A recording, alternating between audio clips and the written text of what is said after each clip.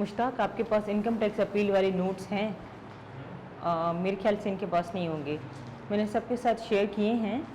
अब एक काम कर लेते हैं कि Faisal and Yasin, you are already on the group.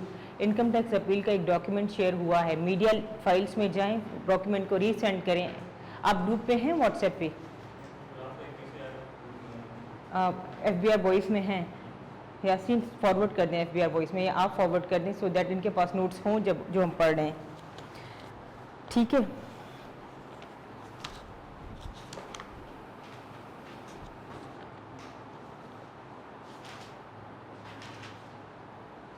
अच्छा, let me know, Dania, when to start. I will take a class of 1 hour and 15 minutes today, and then I will take another class tomorrow for 1.5 hour.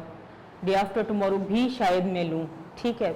90% chances हैं I will take the class. I want कि आप लोग जल्द से जल्द course cover करें। अगर weekend पे क्लास मैं रख रही हूँ तो 4-5 दिन के गैप की वजह से सब भूल भुला जाते हैं।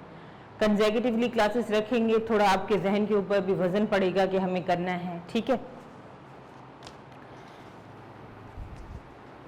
दानियल, मुझे गो अहेड दीजिएगा, मुझे गो अहेड दीजिएगा। करें स्टार्ट? अच्छा, I was waiting for you actually. Is it started?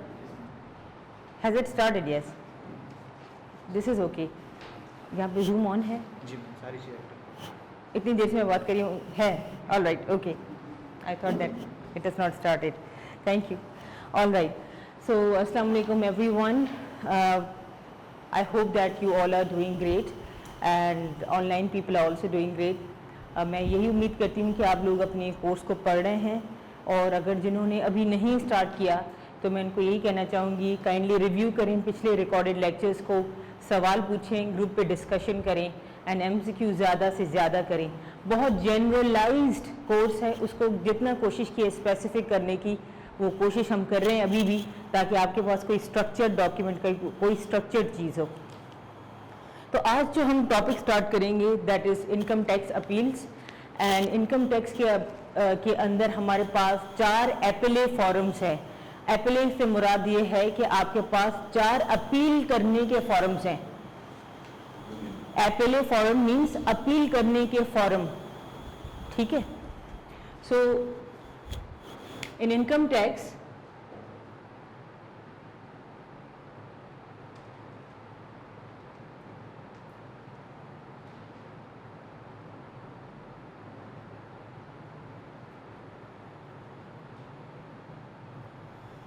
we have 4 appellate forms.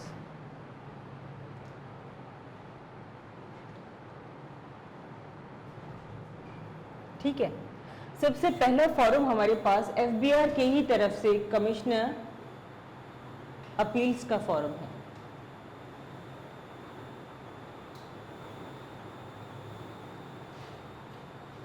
ठीक है, इसके अंदर आपके इनकम टैक्स ऑर्डिनेंस के सेक्शन 128, 129 रेफर किए जाते हैं। ठीक है,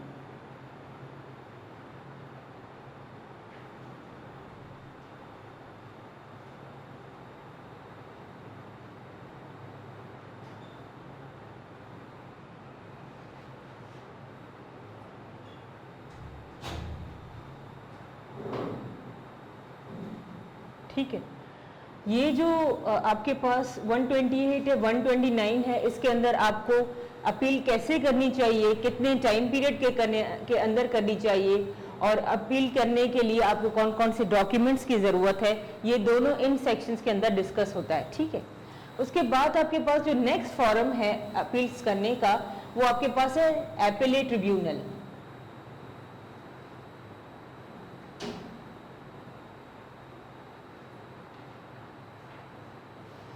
ठीक है, एपेलेट ट्रिब्यूनल के अंदर अगर आप देखेंगे सेक्शन 130, 131 एंड 132 तक की बात होती है। ये भी इनकम टैक्स ऑर्डिनेंस के अंदर, और आज इधर हम लोग ये 130, 131, 132 डिस्कस करेंगे। ये भी इनकम टैक्स ऑर्डिनेंस के ही सेक्शंस हैं। ठीक है,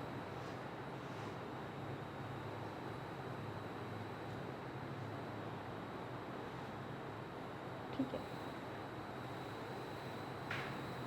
मैं इनकम टैक्स ऑर्डिनेंस को ऐसे लिख रही हूँ। उसके बाद हमारे पास हाई कोर्ट का फॉर्म है, ठीक है। इसके अंदर आपके इनकम टैक्स ऑर्डिनेंस का सेक्शन 133 यूज होता है।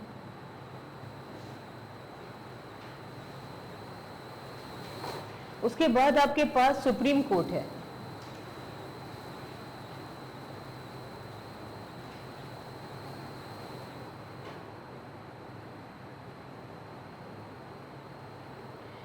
ये इनकम टैक्स ऑर्डिनेंस का पार्ट नहीं है, ये आपके कॉन्स्टिट्यूशन का पार्ट है। 184 of the constitution of Pakistan.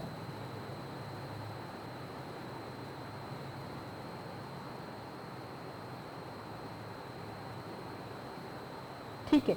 अब किस एपीलेट फॉरम पे किस लेवल की अपील होती है, उसकी कितनी मियाद है, उसकी कितना टाइम पीरियड है, पहले ये फॉर्म इस्तेमाल होता है। यहाँ पे अगर किसी को ग्रीवेंसेस हैं तो फिर एपीलेट ट्रिब्यूनल का फॉर्म आ जाता है, that is the second form.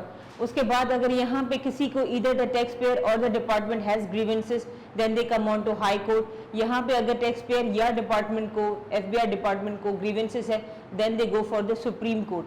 अच्छा, जो भी इन कोर्ट्स का डिसीजन होता है वो प्रेसिडेंस बन जाता है नेक्स्ट केसेस के लिए। अब प्रेसिडेंस से क्या मुराद है? प्रेसिडेंस से मुराद कि ये नेक्स्ट केसेस के लिए एक एग्जाम्पल बन जाता है, ठीक है। ये हम लोग यहाँ पे चीजें आहिस्ता आहिस्ता पढ़ेंगे और ये समझने की कोशिश करेंगे पहले हिस्से में आज की क्लास के कि ये क्या है, कितनी मियाद है, कौन यहाँ बैठता है, कौन यहाँ का जज है, and so on and so forth, ठीक है। तो हम लोग यहाँ पे देखेंगे कि कमिश्नर अपील्स, आपके नोट्स में मैंने कमिश्नर अपील को ज्यादा डिस्कस नहीं किया, इनफैक्ट डिस्कस नहीं किया, जो आपके पास अभी राइट नाउ है, लेकिन मैं आपको यहाँ पे समझाना चाहती हूँ ताकि जो रिकॉर्डेड लेक्चर्स में हमारी बात है वो आप लोगों को पूरी तरह समझ में आए। कमिश्नर अपील डिपार्टमेंट के ही ग्रेड 20 के अफसर होते हैं। ग्रेड 20 से मुराद कि जब आप ग्रेड 20 में पहुंचते हैं तो then you are entitled to become a commissioner of income tax, ठीक है। तो आप कमिश्नर इनकम टैक्स बन जाते हैं। Commissioner income tax on the selection of board becomes the commissioner appeals। हर RTO, हर LTU के अंदर आपके पास कमिश्नर अपील्स का ऑफिस, उनका दफ्तर, उनकी कोर्ट होती है। यहाँ पे in Hyderabad regional tax office Hyderabad के अंदर आपके पास कमिश्नर इनलैंड रेवेन्यू अपील्स की कोर्ट है, ठीक है। एंड यहाँ पे जब आप जाएंगे तो आपको वही कोर्ट का माहौल मिलेगा। एक जगह पे एपीलेट होगा, दूसरी तरफ एपीलेंट होंगे, दूसरी तरफ रिस्पोंडेंट होंगे। एपीलेंट से मुराद आपके क्लेमेंट है जिसने क्लेम किया है, और रिस्पोंडेंट वो हैं जो कि आपके पास रिस्पॉन्ड कर रहे हैं टू द अपील। याद रखिएगा, कमिश्नर अपील के पास रिस्पॉन्ड करने वाली party only and only department होता है, एंड क्लेमेंट हमेशा टैक्स पेयर होता है। ऐसा नहीं हो सकता कि हम कमिश्नर अपील के पास जाएं, नहीं, कमिश्नर अपील के पास हमेशा टैक्स पेयर जाता है on the grievances of the department. अब वो ग्रीवेंसेस कैसे क्रिएट हुए?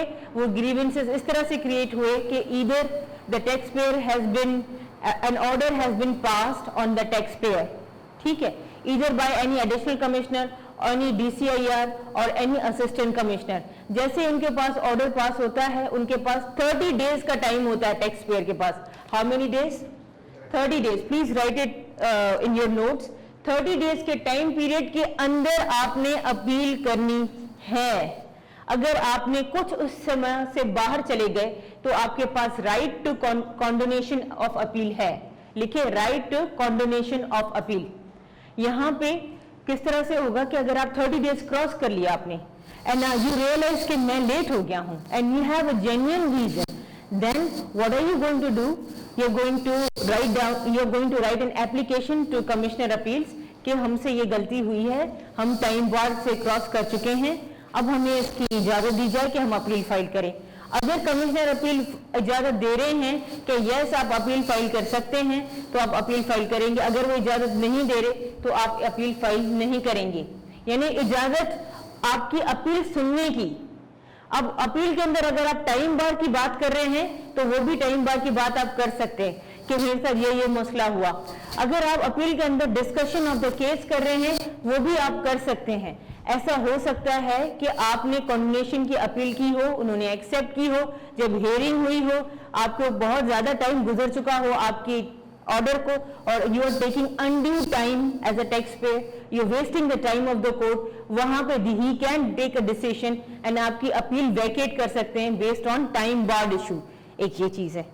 अब अगर आप लेट हो गए हैं, उन्होंने कॉन्डोनेशन अपील आपकी एक्सेप्ट की है, आप यहां पर आए हैं, आपका जेन्युइन रीजन है, पहले तो आपका रीजन सुनेंगे कि आप इतना लेट क्यों हैं, उसके बाद वो ओके करेंगे। अब आपकी मेन अपील सुनी जाएगी। अगर आपकी जब मेन अपील सुनी जाएगी तब merits and facts of the case discuss होंगे। याद रखिएगा इन दो कोर्ट के फॉरम के ऊपर facts of the case, commissioner appeal and appellate tribunal, यहां पे भी मैं डिस्कस करूंगी, facts of the case and question of law के ऊपर बात होती है। यानी कि फैक्ट्स क्या क्या केस के अंदर हकाइक हैं उनके ऊपर बात होगी, and then question of law यानी लॉ को इंटरप्रीट किया जाएगा इन फैक्ट्स के मुताबिक एंड डिसीजन को रिजर्व किया जाएगा। यहां पे हम क्लियर हैं। इनका कितना टाइम है? 30 डेज। ठीक है।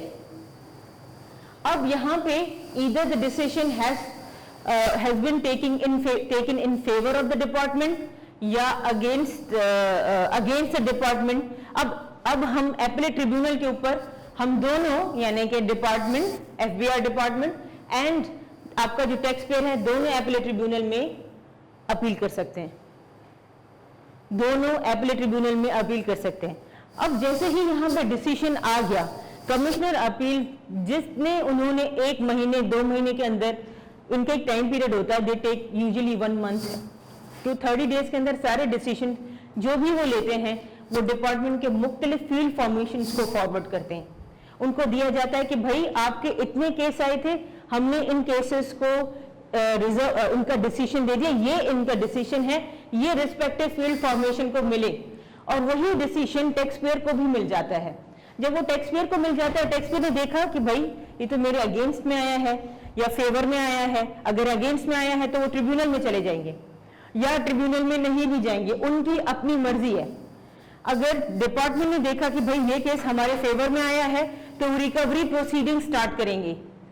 अगर फेवर में नहीं आया तो उनके पास चॉइस है कि डिसीजन के अंदर देखें इन्होंने डायरेक्शंस क्या दिए हैं जज ने। अगर कमिश्नर अपील ने कहा है you are remanding back the case, fresh proceeding आप स्टार्ट करें, तो ऑफिसर के ऊपर इनकम्बेंट है कि वो फ्रेश प्रोसीडिंग स्टार्ट करेंगे। और अगर वो ये मुतमईन नहीं है कि डिसीजन का बेसिस ठीक नहीं था तो वो सेकंड अपील कर सकते हैं। इवन रिमांडेड बैक केस में भी we can go for second appeal, the department can go for second appeal, क्योंकि वो सोचते हैं, उन्होंने मे भी सोचा हो या उन्होंने जो डिसीजन देखा हो, उन्होंने ही माइट थिंक कि भाई दिस इज समथिंग कि हमारा केस बहुत स्ट्रांग है, हमें और मजीद आगे अपीलेट फोरम पे सुना जाए और हमारा मसले को रिजॉल्व किया जाए, तो they can go for second appeal as well, यानी department will go for second appeal. Any questions right now?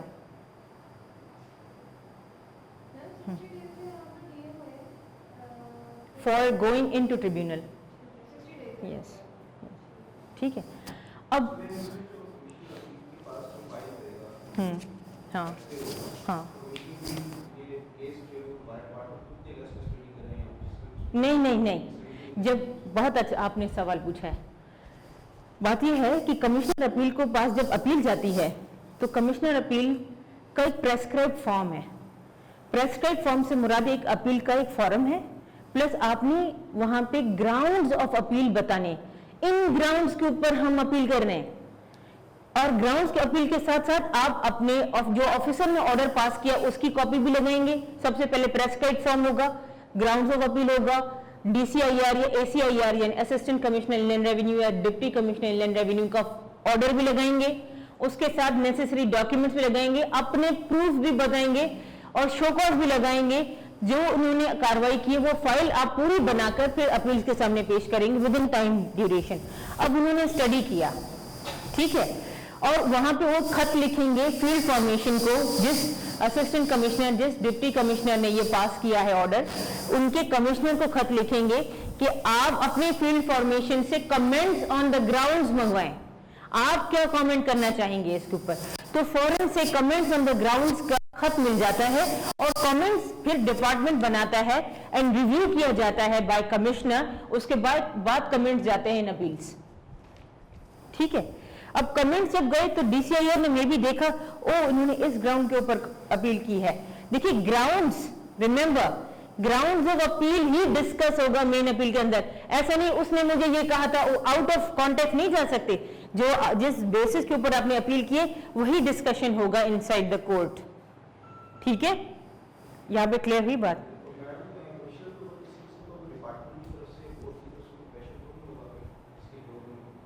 मैं आपको एक बात बताती चलूं कि हमेशा याद रखिएगा, the commissioner has to be fair. Despite being from the department, the commissioner appeals has to be fair. ठीक है, बोर्ड की तरफ से कोई प्रेशर नहीं होता, ठीक है, टैक्स पेयर की तरफ से प्रेशर नहीं होता। इनफैक्ट यहाँ पे इन चारों फॉरम्स के ऊपर जो एग्रीव पार्टी होती है, जो टैक्स पेयर है, क्योंकि FBR is a regulator, remember उनका काम सिर्फ एनफोर्समेंट है, रेगुलेशन है, और कोई उनका काम नहीं रेगुलेट करना है। एक रेगुलेट और लेटर ऑलरेडी एक बहुत बड़ी पावरफुल पोजीशन पे है। तो यहाँ इन फॉरम्स के ऊपर टैक्स पेयर को बहुत ज्यादा सुना जाता है ताकि उनके साथ नाइंसाफी ना हो, उनके साथ ईमानदारी के साथ चीजों को हो। ठीक है, अब पर्सन टू पर्सन आपकी क्या जजमेंट है, आपकी बेस्ट जजमेंट आपके अकॉर्डिंगली क्या है, इनके अकॉर्डिंगली क्या है, उनके अकॉर्डिंगली क्या है, that is dependent on the जज। तो आप हम लोग ये कह नहीं सकते कि सुनेंगे या नहीं सुनेंगे, लेकिन नहीं सुनते, they are very fair. Yes Mohsin.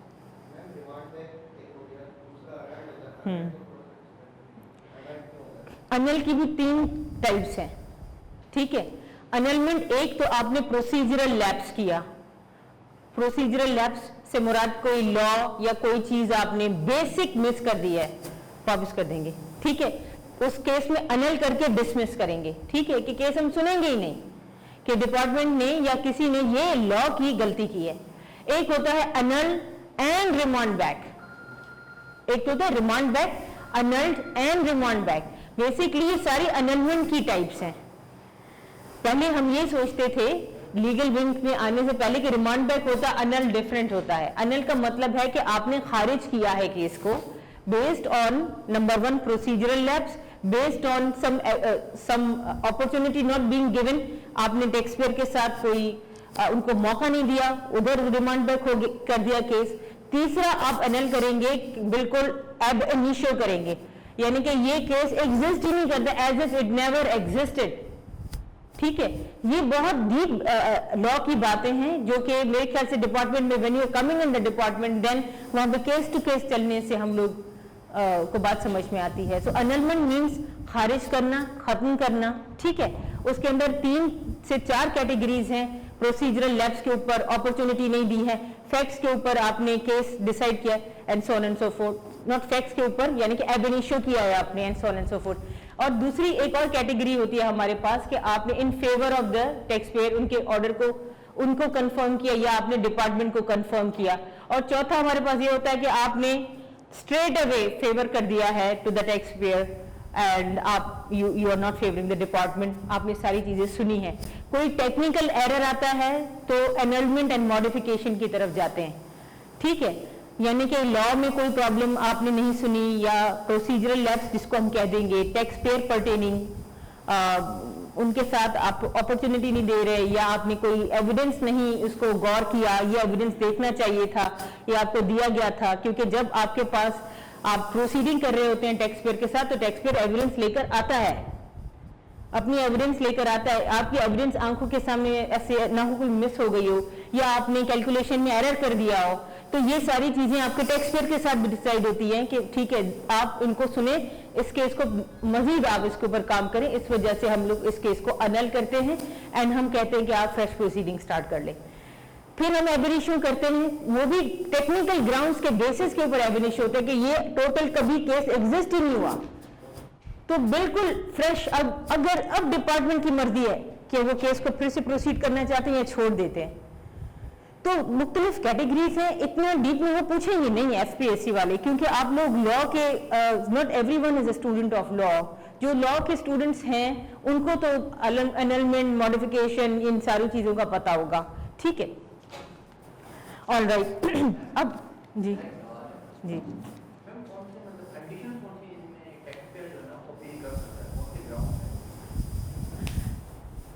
Tax payer सारे लीगल ग्राउंड्स के ऊपर अपील कर सकता है, ठीक है, उसके ऊपर अपील कर सकता है। देखिए टैक्स पेयर का हमारा काम है लायबिलिटी, हमारा काम है टैक्स असेसमेंट करना, ठीक है, और हम यहाँ पे 99.99% टैक्स असेसमेंट की बेसिस पे अपील सुनते हैं, ठीक है। अगर टैक्स पेयर को ये महसूस हो रहा है कि मेरे साथ नाइंसाफी हो रही है, मुझे सुना नहीं जा रहा और मैं चाहता हूं मुझे प्रॉपर सुना जाए, तो वैसे आप अपील्स में नहीं जाएंगे। जब तक ऑर्डर नहीं होगा अपील फॉरम पे कैसे जाएंगे? केस बना नहीं है तो हम जब अब अगर हम क्रिमिनल प्रोसीडिंग्स की बात करते हैं, कोई बंदा अरेस्ट नहीं हुआ तो वो कोर्ट के अंदर कैसे पेश हो सकता है? हाँ, अरेस्टिंग या अपील्स की, क्योंकि हमारे पास अरेस्टिंग के सेपरेट लॉज हैं, हमारे पास अरेस्ट के करने के सेपरेट लॉज हैं, इसलिए be specific in your question.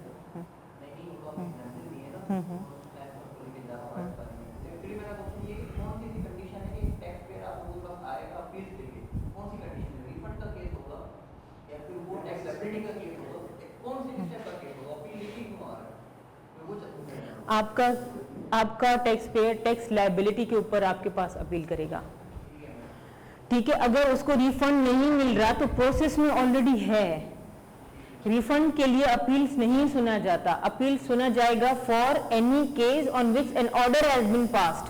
Refund order refund is separate, उसके लिए they will not go to appeals कि मुझे रिफंड नहीं मिला, आई वांट कि मुझे हेयरिंग मिले, ऐसा नहीं है, नहीं जी। लायबिलिटी उसमें भी आपके ऊपर देखिए आप पेनलाइज में 182 में तो आपका ऊपर ऑर्डर पास हुआ होगा, पेनल्टी का भी ऑर्डर है। हाँ हाँ, तो 205 सरचार्ज भी आपको लगती है, आप जाएं, बिल्कुल ऐसा ही है। 205 से मुराद वो हमारे भाई बहन यहाँ पे जो बैठे हैं, section 205 is pertaining to default surcharge, यानी जितना एक टैक्स पेयर ने डिफॉल्ट किया है, मिसाल के तौर पे 10,000 का, जिस डेट ऑफ डिफॉल्ट से till the order of default, date of default से ऑर्डर ऑफ डिफॉल्ट में जितने दिन हैं, उसमें एक फॉर्मूला के तहत हम लोग उनका डिफॉल्ट सरचार्ज कैलकुलेट करते हैं। तो वो उनका अगर 3 साल का डिफॉल्ट है, 4 साल का डिफॉल्ट है, उसके अकॉर्डिंगली आपने डिफॉल्ट उनका कैलकुलेट किया, फिर पेनल्टी लगाई, और नॉर्मल ऑर्डर का जो आपका प्रिंसिपल ऑर्डर है आपका वो अमाउंट लगा, डिफॉल्ट सरचार्ज लगा, पेनल्टी लगी, क्यूमुलेटिव अमाउंट आप उस टैक्स पेयर को चार्ज कर रहे हैं। तो डिफॉल्ट का ऑर्डर सेपरेट बनता है, ठीक है, पेनल्टी का ऑर्डर सेपरेट बनता है, एंड आपका मेन ऑर्डर सेपरेट बनता है। वो जिस भी सेक्शन में इन्वोक किया जा रहा है, चाहे वो आपके पास सेक्शन 161 में इन्वोकिंग हुई है आपकी, या आपका 122(5)A में हुई है, 129 में हुई है, 1229 में हुई है, and so on and so forth, ठीक है। तो अब पॉइंट यही है कि आपके वहां पे क्या ऑर्डर लिया जा रहा है, एंड 99.99% बल्कि 100% आपकी टैक्स लायबिलिटी के ऊपर अपील होती है, ठीक है।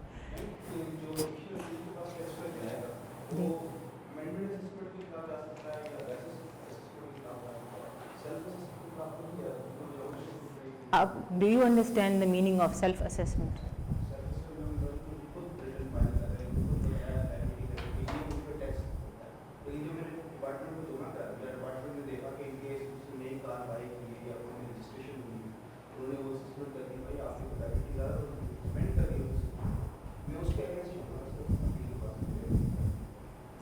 देखिए, सबसे पहले ये कि मैं आपको यहाँ बताती चलूँ कि जैसे ही आप अपनी रिटर्न भरते हैं, सेक्शन 114 में आपके बहुत सारे सेक्शंस अपील्स के इस डिस्कशन में कवर हो सकते हैं, ठीक है। सेक्शन 114 में जब आप रिटर्न फाइल करते हैं तो अब हमारे पास शबरजदी के ऑटोमेशन स्ट्रेटजीज के बाद अल्हम्दुलिल्लाह माशाल्लाह अब यह है कि आपके 114 के साथ ही आपकी वेल्थ स्टेटमेंट फाइलिंग आ जाती है, यानी कि अगर आप 114 फिल कर रहे होंगे तो नीचे आपके पास 116 यानी कि आपकी वेल्थ स्टेटमेंट को फाइल करने के लिए आपके पास फॉर्मेट आ जाता है। ठीक है, अब आपने सबमिट किया, सबमिट करने के बाद कुछ देर में 120 की असेसमेंट सेल्फ असेसमेंट का एक ऑर्डर जनरेट हो जाता है कि मिसाल के तौर पे यासीन ने एक्नॉलेजमेंट आ जाएगी कि आपने अपनी सेल्फ असेसमेंट खुद की है, यूनिवर्सली सेल्फ असेसमेंट सिस्टम। ठीक है, अब हमें आपकी बात पे यकीन है कि you have done self assessment. ठीक है, हम आपकी बात पे यकीन करते इसलिए हम ऑर्डर आपके ऊपर नहीं करेंगे, कुछ भी नहीं करेंगे, पर हमारे पास जो ऑडिट प्रोसीजर्स हैं वो कंप्यूटर बैलेटिंग के थ्रू आपका केस सेलेक्ट हुआ है। ठीक है, अब हम आपके रिटर्न को असेस करेंगे। ठीक है, रिटर्न को असेस करेंगे और उसके बाद हमने अगर कोई देखा कि आपने सही तरह से चीजें नहीं बयान की तो आपको पहले बताया जाएगा कि हम आपको we want you to give us your documents ताकि हम असेसमेंट कर सकें। ठीक है, फिर हम असेसमेंट करेंगे, आपने डॉक्यूमेंट्स दिए, हमने असेसमेंट की, हमने अब आपको शो कॉज किया, अगर इसमें कोई गलती नजर आई हमने अब आपको शो कॉज किया और शो कॉज करके कहा कि काइंडली एक्सप्लेन करें ये चीज आपने ऐसे क्यों की है। और रिमेंबर हम असेसमेंट तब करेंगे, शो कॉज तब देंगे जब उस एरर से कोई लायबिलिटी बन रही हो। अगर कोई आप ऐसा एरर कर रहे हैं जिसमें लायबिलिटी नहीं बन रही, we will not show cause you. ठीक है, लॉस ऑफ रेवेन्यू होना चाहिए, that should be prejudicial to the interest of revenue. You get my point? अगर नहीं है, अगर आपने कोई एरर किया है या थोड़ा सा गलती कर ली है, एक कॉलम में नहीं लिखनी थी, दूसरे कॉलम में कोई चीज लिख ली है लेकिन लायबिलिटी कोई नहीं बन रही आपके ऊपर, we will not show cause you. ठीक है, अब आपने शो कॉज हमने किया, आपने रिस्पॉन्ड किया, शो कॉज किया, रिस्पॉन्ड किया, we came to the conclusion कि आपने टैक्स एवेड किया है या आपसे गलती हुई है जिसकी वजह से आपने लेस डिडक्शन ऑफ टैक्स की है। We are being very kind, less deduction of tax की है, लेस पेमेंट ऑफ टैक्स की है। तो हम आपको जो हम बोलेंगे कि मिसाल के तौर पर XYZ person has provided less tax, therefore हम उनको अब ऑर्डर कर रहे हैं to pay the remaining amount, जितना आपने पे कर दिया है उसको हम कैलकुलेट करके रिमेनिंग अमाउंट आपको चार्ज करेंगे। अब जैसे ही हमने ऑर्डर पास किया उसके साथ साथ 137 का एक एक्स्ट्रा ऑर्डर जाता है। ठीक है, आपको मेन, अगर मिसाल के तौर पे अगर आप विद होल्डिंग के अंदर हैं तो 161 का ऑर्डर पास होगा, डिफॉल्ट का ऑर्डर पास होगा, पेनल्टी का ऑर्डर पास होगा।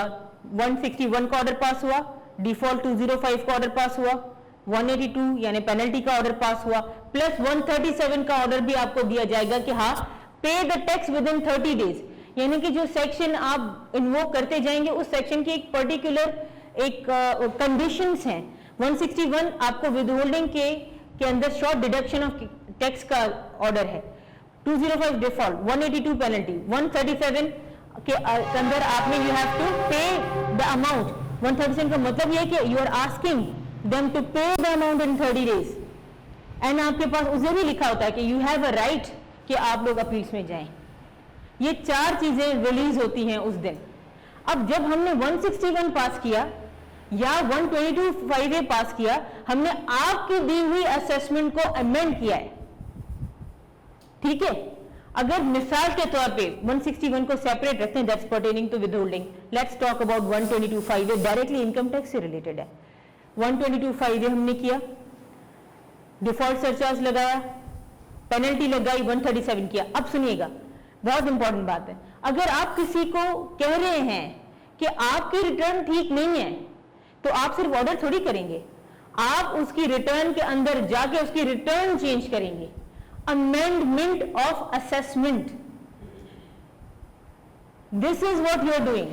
तो जो भी ऑर्डर होता है उसके अंदर हम टैक्स पेयर की रिटर्न को खुद अमेंड कर लेते हैं और उसके बाद ऑर्डर जारी करते हैं। ठीक है, अब A to Z correspondence is present on iris, ठीक। अब वो अपील के अंदर गए और वहां पे जाकर उन्होंने अपने ग्रीवेंसेस बताएं, हमने उनके ऊपर कमेंट किए हैं। कमेंट के बाद हियरिंग डेट फिक्स हुई है, डिपार्टमेंट का बंदा जाएगा, the same person, officer inland revenue या असिस्टेंट कमिश्नर DCIR को जाना है इन द अपील्स। और अगर कोई नहीं जा रहा डिपार्टमेंट से, उनको वैसे जाना चाहिए, नहीं जा रहा तो case without the DCIR ACIR सुना जाता है, ठीक है।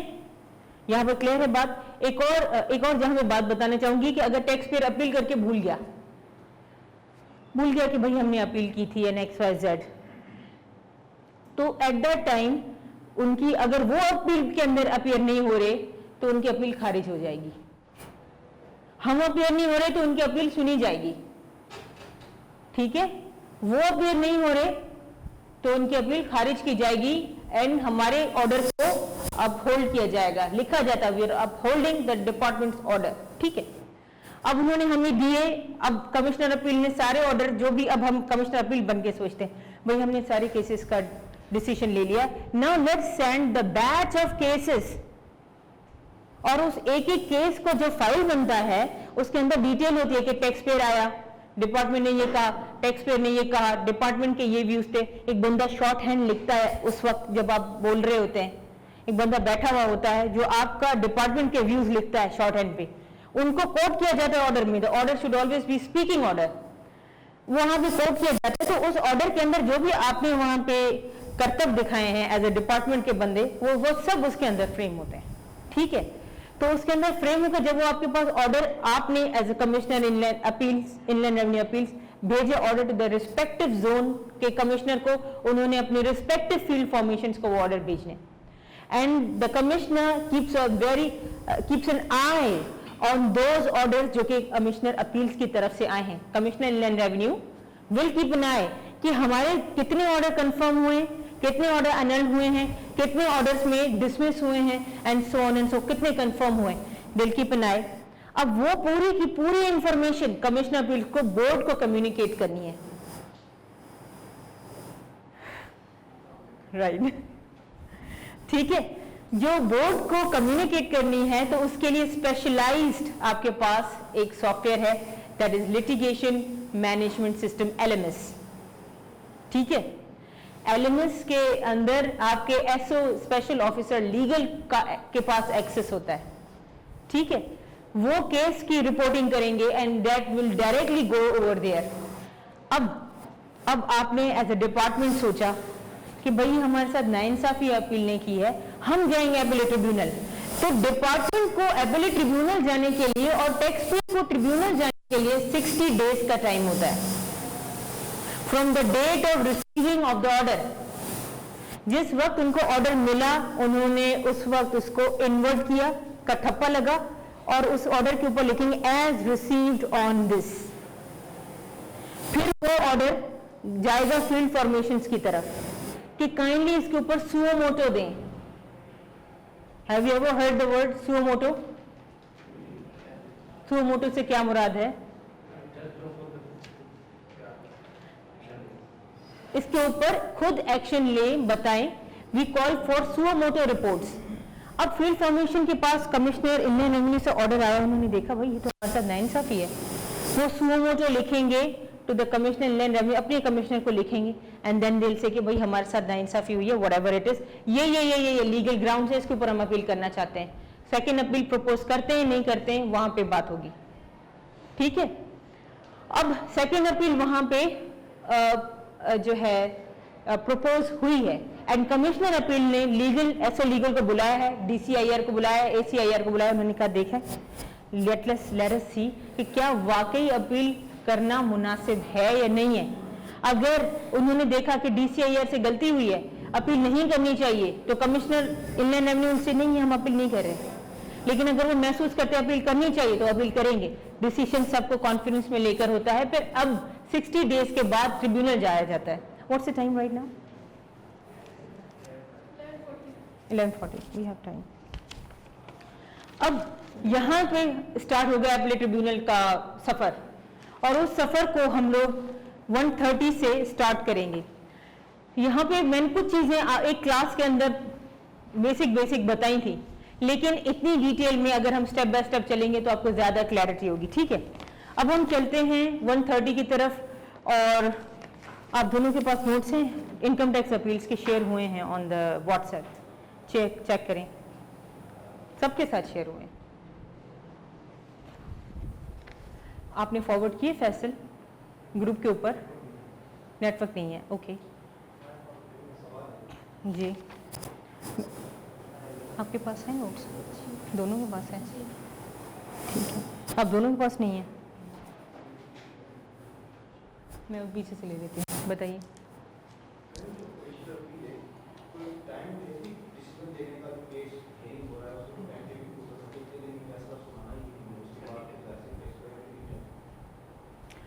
यूजुअली कि वो जल्दी अपील्स को फारिग करते हैं, यूजुअली बहुत ही एक्स्ट्राऑर्डिनरी सर्कमस्टेंसेस के अंदर जाकर अगर किसी की तबीयत ठीक नहीं है या कोई मसला है तो usually I think so 3, 4, 5 months के अंदर दे यूजुअली डिसाइड, बहुत जी, या 3, 4, 5 मंथ्स के अंदर यूजुअली डिसाइड वो कर लेते हैं। ठीक है, इस ट्रिब्यूनल की बात नहीं हो रही है, हाँ ट्रिब्यूनल की बात नहीं हो रही। ट्रिब्यूनल में तो बोला 6 मंथ्स हुआ, लेकिन बहुत लंबा चलता है। ठीक है, मिसाल के तौर पे एक अपील आई है, जनवरी में फाइल हुई है, बाय अप्रैल वो डिसाइड कर लेंगे, क्योंकि अपील्स बहुत जल्दी हियरिंग की जाती है अपील्स की, क्योंकि अगले फॉर्म्स भी हैं। ठीक है, अच्छा किसी और के पास नोट्स हैं? मुझे एक इनकम टैक्स अपील्स का चाहिए नोट्स, पक्का?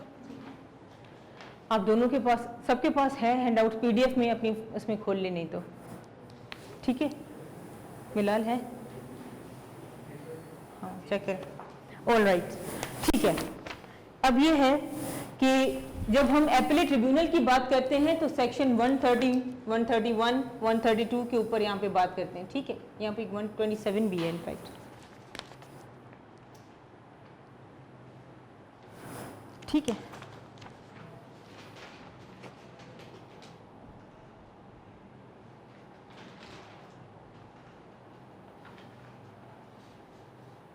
All right. अच्छा, सेक्शन 130 को देखें अगर आप, there shall be established an appellate tribunal to be called the Appellate Tribunal Inland Revenue to exercise the powers and perform the functions conferred on the Appellate Tribunal Inland Revenue by this Act. Definitely इसकी एक definition है, वो आपसे definition की बात कर रहा है यहाँ पे। The Appellate Tribunal Inland Revenue shall consist of a chairman and such other judicial and accounting members who shall be appointed in such numbers and in such manners as the Prime Minister may prescribe by rules, which may be made and shall take effect now, withstanding anything contained in section 237 or any other law or rules for the time being in force. ठीक है, Appellate Tribunal Act 2010, ये आप अपने पास लिखें, this is an act for Appellate Tribunal। ठीक है, ठीक है। नाउ यहाँ पे बात हो रही है, मैं 2-3 आपको चीजें बता दूंगी, आपने अच्छा कॉन्सेप्ट होगा तो क्वेश्चन आपको समझने में मसला नहीं होगा वहां पे। यहाँ पे मैं आपके कॉन्सेप्ट क्लियर करना चाह रही हूँ, आपकी बात समझना चाह रही हूँ कि आपको क्या चीजों की क्लैरिटी नहीं है। ठीक है, and definitely to give you a feel of the department as well. यहाँ पे लिखा गया है, एंड पिछली क्लास जब हम ये कुछ 1-2 क्लासेस पीछे हम जब इनकम टैक्स अपील को थोड़ा देख रहे थे तो कुछ क्वेरीज आई थी इधर से जो मैंने अपने पास नोट डाउन की थी, फिर I again verified more information on that, ताकि मैं आप लोगों के एक प्रॉपर पिक्चर को आपके सामने डिपिक्ट कर सकूं। ठीक है, सो यहाँ पे लिखा हुआ कि आपके पास no person shall be appointed as a judicial member of an appellate tribunal inland revenue unless he, number 1, आपके पास 2 मेंबर होते हैं in appellate tribunal, 2 members are there, one is the accountant member, the other is judicial member, write it down, accountant member and judicial member। ठीक है, अब इसके बाद अगर हम देखें कि आपको सवाल होते हैं ma'am accountant member, judicial member, what's going on, accounting member is the grade 21 officer of Inland Revenue of SBR. लिखें, accounting member is grade 21 officer of SBR, यानी कि आपका chief commissioner inland revenue, grade 21 के ऊपर chief commissioner inland revenue, ठीक है, सही है। अब बात समझने की देर है।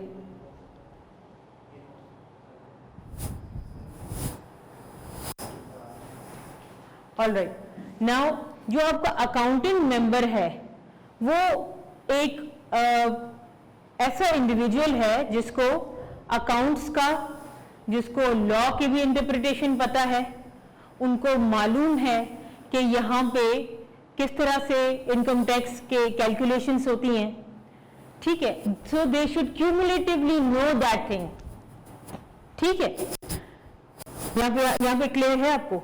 तो ये डिपार्टमेंट का पर्सन है जो कि डिपार्टमेंट के निजाम से वेल अवेयर है, प्लस अकाउंटिंग से वेल अवेयर है, टैक्स अकाउंटिंग से वेल अवेयर है, टैक्स ऑडिट से वेल अवेयर है, यहाँ पे हम क्लियर हैं। अब दूसरा जो मेंबर है वो जुडिशियल मेंबर है, उसका काम इंटरप्रिटेशन ऑफ लॉ है। ये जो जुडिशियल मेंबर है ये कुछ उनकी प्री कंडीशन है अपॉइंटमेंट की। जुडिशियल मेंबर आपके हाई कोर्ट को के अंदर कोई एडवोकेट हो सकता है जिसने 10 साल हाई कोर्ट में एज एन एडवोकेट काम किया हो, ठीक है। उसके बाद यह है कि सिटिंग सेशन जज हो या फिर qualified to become a high court जज हो। Qualified, remember we are very specific with law, qualified to become a member of to become a जज ऑफ हाई कोर्ट, ठीक है, यहां तक क्लियर है। अब यहां पे जब आप देख रहे हैं तो उन्होंने लिखा हैज बीन अ जज ऑफ हाई कोर्ट, यहां पे क्लैरिटी एक एस्टेरिक बनाए। ये जो हम सेक्शन बात कर रहे हैं, हम सब सेक्शन 3 ऑफ सेक्शन 130 की बात कर रहे हैं, ठीक है। तो इधर लिखा हुआ है कि no person shall be appointed as judicial member of tribunal inland revenue unless he has been a judge of high court। अब इससे मुराद या तो वो रिटायर्ड जज हो या क्वालिफाइड टू बिकम अ जज हो, सिटिंग हाई कोर्ट जज नहीं होगा, ठीक है, ठीक है। उसके बाद नंबर इस पे बी है, ठीक है, और हैज बीन अ डिस्ट्रिक्ट जज, ठीक है, और is an advocate of high court with standing of not less than 10 years, यानी 10 साल एडवोकेट रहे हों। उसके बाद यह है कि such other qualifications as may be prescribed under sub section, ठीक है, यहां तक हम लोग इनफ, इससे ज्यादा उनके नहीं होगा। अगर आपने जुडिशियल मेंबर कैसे की कौन कौन सी क्राइटेरिया है, कुछ ज्यादा अगर आपका दिल कर रहा है पढ़ने का, तो आप एफपीएससी की वेबसाइट पे जाएंगे, वहाँ पे जुडिशियल मेंबर की अपॉइंटमेंट के लिए एक एग्जाम है, ये इनकी एडवर्टाइजमेंट दी गई थी काफ़ी टाइम पहले, सर्च करेंगे कुछ पुरानी एडवर्टाइजमेंट मिल जाएगी। In order to become a judicial member ये जिसकी क्वालिफिकेशंस हैं वो काइंडली अप्लाई करें, ठीक है। फिर वो appointment is not done by SBR, is done by prime minister. वो फिर वहां पे अपॉइंटमेंट होती है कि ठीक है ये ट्रिब्यूनल के पास जाएगा या ये इधर जाएगा। जुडिशियल मेंबर सिर्फ ट्रिब्यूनल में नहीं होते, बहुत दूसरी जगहों पे भी होते हैं, दूसरे फॉरम्स पे भी मौजूद होते हैं। अब उसके बाद हम यहाँ आ जाते हैं, ठीक है। No person shall be appointed as an accountant member of appellate tribunal, ये बड़े इंटरेस्टिंग पॉइंट्स हैं मुझे। Is an officer of inland revenue services equivalent to that of chief commissioner, ठीक है। is a commissioner inland revenue or commissioner inland revenue appeals having not less than 3 years of experience as a commissioner, यानी कि सिर्फ आपका chief commissioner नहीं है, commissioner भी हो सकता है जो जिसने 3 साल एज ए कमिश्नर काम किया हुआ हो। पर यहाँ पे 90-95% चांसेस होते हैं कि आपको चीफ कमिश्नर को ही रखा जाता है, क्योंकि gravity and level of cases बहुत ज्यादा हाई प्रोफाइल केसेस होते हैं, they need more experience in that, ठीक है। क्वालिफाई तो कर सकते हैं लेकिन again preferable. has a period of not less than 10 years practice professionally as a chartered accountant within the meaning of Chartered Accountants Ordinance 1961. ठीक है, बहुत इंपॉर्टेंट पॉइंट, यहां पर सिर्फ चीफ नहीं आएगा, अकाउंटेंट मेंबर आपका चार्टर्ड अकाउंटेंट भी हो सकता है, जिसके जैसे अगर शबर जैदी है या कोई और दूसरा सीए जो बहुत हाई प्रोफाइल लोग हैं, वो आकर ट्रिब्यूनल के अकाउंटेंट मेंबर बनते हैं। मुझे श्योर नहीं है शबर जैदी, हाँ maybe yes, he was partner of I think so Ferguson, right, या he was a partner of that. अब ये जो आईकैप के आप वो क्वालिफाइड होने चाहिए, इससे मुराद ये कि आपने पूरा सीए किया हुआ हो, आपके पास 10 साल का एक्सपीरियंस हो। अगर आपका पूरा सीए ऐसे नहीं होता जब तक आपने किसी ऑडिट फर्म के अंदर अपने आर्टिकल्स नहीं किए हुआ, अपने 3 साल का पीरियड कंप्लीट नहीं किया हुआ, प्लस आपने फाइनल एग्जाम्स नहीं दिए हुए, उसके बाद 10 साल का एक्सपीरियंस, यानी आप 13 साल कहीं नहीं गए। ठीक है, अगर आप अपनी 19 साल की उम्र में स्टार्ट कर रहे हैं, आपको बहुत सारे अटेम्प्ट्स भी लगेंगे, तो आप 40 के करीब सोच सकते हैं कि अब मुझे सोचना चाहिए कि मैं अकाउंटेंट मेंबर बन सकता हूं नहीं बन सकता हूं। ठीक है, तो I am not discouraging anyone, I have very good friends of mine who are 26 और 27, they have completed their CA. Yes, 10 साल नहीं हुए अभी तक। ठीक है, तो वो भी 36 37 को हिट करेंगे अगर if they want to go for that. ठीक है, फिर has a period of not less than 10 years practice professionally as a cost and management accountant within meaning of cost management accountant act 1966। ये वो लोग हैं जो कि ICMA के अंदर तालीम ले रहे हैं, उनके कॉस्ट मैनेजमेंट अकाउंटेंट जिन्होंने कंप्लीट किया है। मेरे कुछ स्टूडेंट्स हैं, दे हैव आल्सो कंप्लीटेड, मुझे बड़ी खुशी होती है, बहुत यंग एज में किया हुआ है, और मैं चाहती हूँ कि इंशाल्लाह कि वो आगे चल के अकाउंटेंट मेंबर का होने का सोचें। ठीक है, उसके बाद हम नीचे आ जाते हैं, the constitution functioning of benches and procedures of appellate tribunal inland revenue shall be regulated, D has a period of not less than, फिर ये कॉस्ट एंड मैनेजमेंट अकाउंटेंट, यहां तक हमारे पास 4 क्राइटेरिया मुकम्मल हो गए, एक चीफ, दूसरा कमिश्नर, तीसरा सीए, चौथा सीएमए, राइट। अब आप लोगों को ये टिप्स चीजें पता होनी चाहिए। ठीक है, अकाउंटेंट मेंबर कौन है, जुडिशियल मेंबर कौन है, ये इस तरह से मैं आपसे पूछूंगी चीजें। ठीक है, अब appeal to the appellate tribunal की बात करते हैं। यहां पे लिखा है वेयर द टैक्स पेयर और commissioner objects to an order passed by the commissioner appeals, the tax payer और the commissioner may appeal to the appellate tribunal against such order. ठीक है, ठीक है, दोनों कर सकते हैं, हम ऑलरेडी बात कर चुके हैं। प्रेस्क्राइब फॉर्म होना चाहिए। अब जब हम ट्रिब्यूनल के अंदर when we are going for appeals, थोड़ा सोचें क्या क्या देना चाहिए हम लोगों को to the appellate tribunal, just सोचें।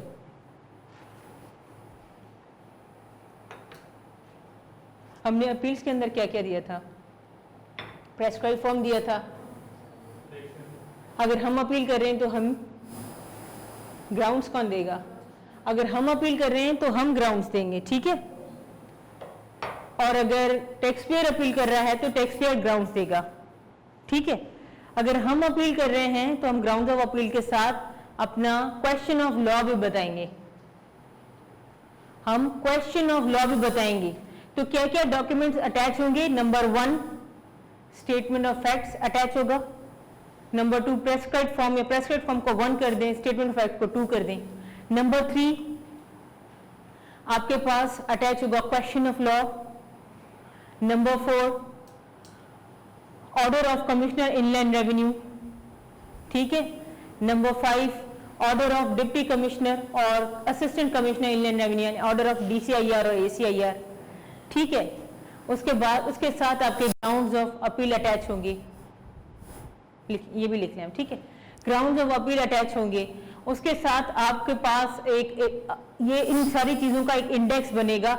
आपने इंडेक्स प्रॉपर बनाया, ये 5-6 चीजों के तकरीबन आप 5 सेट बनाएंगे, एक आप रजिस्ट्रार को भेजेंगे, एक आप अपील्स को भेजेंगे, एक आप सेट डीसीआईआर को भेजेंगे।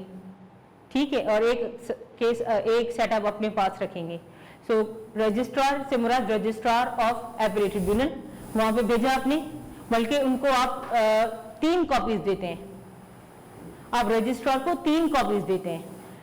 एक कॉपी आप कमिश्नर इनलैंड रेवेन्यू को अपील्स को देते हैं, एक कॉपी आप DCIR को देते हैं जिसने ऑर्डर पास किया है, एक कॉपी आप अपने पास रखते हैं। ठीक है, अब वहां पे केस फाइल हो गया एंड एपीलेट ट्रिब्यूनल में इसकी हियरिंग स्टार्ट हो गई। अब हियरिंग से बहुत, क्योंकि बैकलॉग ऑफ केसेस बहुत ज्यादा है तो 6 महीने से ज्यादा टाइम लग जाता है, बल्कि सालों साल भी लग जाते हैं। ठीक है, तो इसमें we have the right as commissioner inland revenue, we have the right कि हम उनको लिख के हमारे केस की जल्दी प्रोसीडिंग्स करें। ठीक है, and the tax payer also has the right to say the same to the registrar. ठीक, अब मिसाल के तौर पे मिस्टर मुश्ताक जो वो एग्रीव्ड पार्टी है और उन्होंने कहा, उन्होंने महसूस किया कि भाई जो एपीलेट ट्रिब्यूनल ने एक डिसीजन दिया है वो उनके अगेंस्ट दे दिया है। अब मिस्टर मुश्ताक के पास एक फॉर्म है, या तो वो तकरीबन 90 दिनों के अंदर हाई कोर्ट चले जाएं या फिर इसी ट्रिब्यूनल को वापस खत लिखें कि क्योंकि यहाँ पे एरर हुआ है in the order of appellate tribunal, आपने एक आध चीज जो है वो इन राइटिंग गलत लिखी है, इन राइटिंग गलत लिखी है, मेरी अपील को लार्जर बेंच में सुना जाए। तो आपने जब अपील फाइल की है, this is the only condition कि आप एपीलेट ट्रिब्यूनल के डिसीजन के बाद वापस एपीलेट ट्रिब्यूनल के अंदर ही जा रहे हैं। तो आप अगर ऑर्डर के अंदर, एपीलेट ट्रिब्यूनल के ऑर्डर के अंदर गलती है, अमाउंट की गलती है, इन राइटिंग कोई एरर है, तो आप मिसलेनियस अपील फाइल करेंगे, इनसाइड एपीलेट ट्रिब्यूनल को बताएंगे कि इसको काइंडली करेक्ट करें। एक तो ये करेंगे, दूसरा आप अपील के साथ ये भी एक एक्स्ट्रा बात उनको कह सकते हैं कि मेरी अपील को लार्जर बेंच में सुना जाए। अब यहाँ पे फिर जो भी डिसीजन एपीलेट ट्रिब्यूनल का आया, अब आपके पास फिर से एपीलेट ट्रिब्यूनल जाने का चांस नहीं है। अब आप अगर एग्रीव हैं तो आप हाई कोर्ट जाएंगे। ठीक, एक और बात यहाँ पे मैं बताती चलूं, how many days do we have, मैं आपसे अगेन पूछती हूँ, to file an appeal in tribunal? 60 days. ठीक है, we have 60 days to file an appeal in tribunal. ठीक, अब अगर आप ट्रिब्यूनल में अपील कर चुके हैं एंड यू फील कि आपको 2 मेंबर्स आपकी बात ना समझें, तो आप रिक्वेस्ट करेंगे काइंडली हमारी अपील को लार्जर बेंच में सुना जाए। यानी लार्जर बेंच में आप कभी भी उनको कॉल ऑफ कर सकते हैं, कॉल इन कर सकते हैं कि अब लार्जर बेंच में सुना जाए। लार्जर बेंच में कौन होता है? Chairman, accountant member and again the judicial member. ठीक है, तो लार्जर बेंच से मुराद ये नहीं कि 5-6 और लोग आ जाएंगे, पूरी 10 लोगों की मेंबर की कमेटी होगी, ऐसा नहीं है। Again chairman, accountant member and judicial member. मेरे ख्याल इतने आप तैयार हो जाएंगे कि अब आपको एफबीआर में सेलेक्ट होने के बाद इंडक्शन ट्रेनिंग लेने की जरूरत नहीं होगी। ठीक है, लार्जर दोबारा नहीं, अभी एक तो केस मुश्ताक वाला हम साइड पे कर लिया। अब हम सुन रहे हैं कि एपीलेट ट्रिब्यूनल में हमारी फर्स्ट अपील है, डिपार्टमेंट गया, टैक्स पेयर गया, उधर हम लोग ये कह सकते हैं कि हमें लार्जर बेंच में सुना जाए, हमें 2 मेंबर ना सुने। यानी कि हम लार्जर बेंच की रिक्वेस्ट कभी भी एपीलेट ट्रिब्यूनल को कर सकते हैं, उनको माननी है, पर उसके अंदर भी कंडीशंस मीट करें, वो भी कुछ वजूहात की वजह से। Otherwise judicial member and accountant member को हमने डिस्क्रेडिट नहीं करना कि हम तो सुनेंगे नहीं, हम चेयरमैन के, हमारे पास चेयरमैन हो, यूजुअली 99% लोग कर रहे होते हैं, तो वो बेचारे डिस्क्रेडिट तो होंगे ना। लेकिन जब लार्जर बेंच होती है, अगेन आपके एक साइड पे अकाउंटेंट मेंबर है, एक साइड पे आपका जुडिशियल मेंबर है। ठीक है, तो लार्जर बेंच से मुराद है कि एडिशन ऑफ चेयरमैन। जी, कोई सवाल पूछ रहा था पीछे? क्लियर हो गया सवाल? या आपने सोचा बस?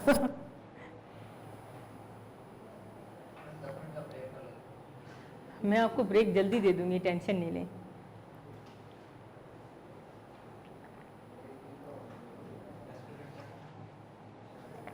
उनका एफई वालों का ठीक है सर, कोई अगर खड़ा होगा तो बेहतर रहेगा, मतलब हाँ श्योर, आप, मैं फिर यहाँ क्लोज कर लूँगी।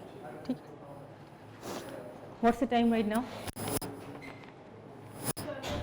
12।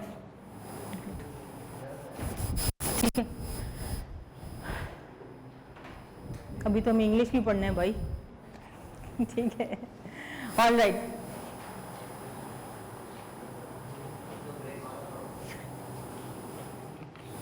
I'll continue.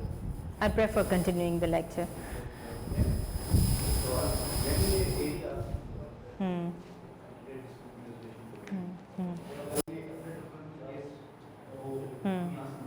कर सकते हैं ADRC में आप कर सकते हैं नहीं हाँ क्रिमिनल तो हम यहाँ पे भी नहीं करते प्रोसीडिंग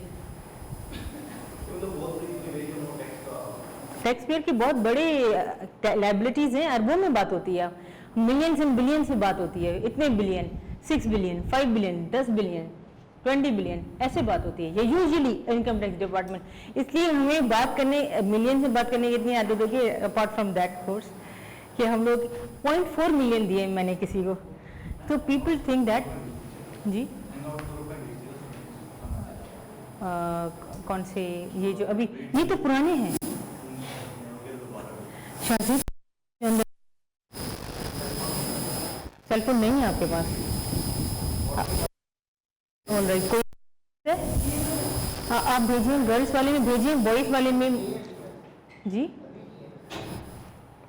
ठीक है तो ये तो बहुत पहले मैंने दे दिए थे मैं नोट्स पहले ही दे देती हूँ डिस्कशन बाद में ही होता है ठीक है ये जो अब आज आपको नोट्स मिले हैं ये तो सिर्फ एक प्रैक्टिस थोड़ा सा मज़ा चखने के लिए हम लोग इंग्लिश के अभी वो थोड़े मिले हैं आपको मैं पहले डिस्कशन करूँगी उसके बाद हम इंग्लिश स्टार्ट करेंगे इंशाल्लाह कल परसों से ठीक है अच्छा alright so your answer to the question that they can go to ADRC ठीक है we are going to discuss about ADRC right now in some time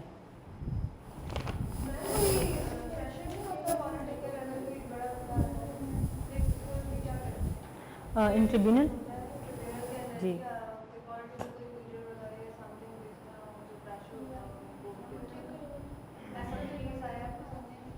मैं आपको एक बात बताती चलूँ देखें सबसे पहले तो हमेशा एक एपेलेट ट्रिब्यूनल के जितने भी जजेस हैं जितने भी चेयरमैन हैं उनको कभी भी अनफेयर डिसीजन नहीं देना मेरिट्स ऑफ द केस के ऊपर करना है पर अगर आप बाहर के किसी कंट्री में चले जाएं तो बार बार जजेस को मना किया जाता है कि आप टीवी भी ना देखें आप लोगों से मुलाकात भी ना करें I have taught law that's why I'm telling you so they are not supposed to watch TV they are not supposed to talk to any person they are not supposed to talk to their relatives too before giving the statement जो decision एक होता है decision महफूज कर लेना उस वक्त decision महफूज करने से पहले एक टाइम पीरियड होता है उससे लेकर जब तक आप डिसीजन नहीं दे रहे आपने अपनी सारी एक्स्ट्रा करिकुलर एक्टिविटी स्टॉप करनी है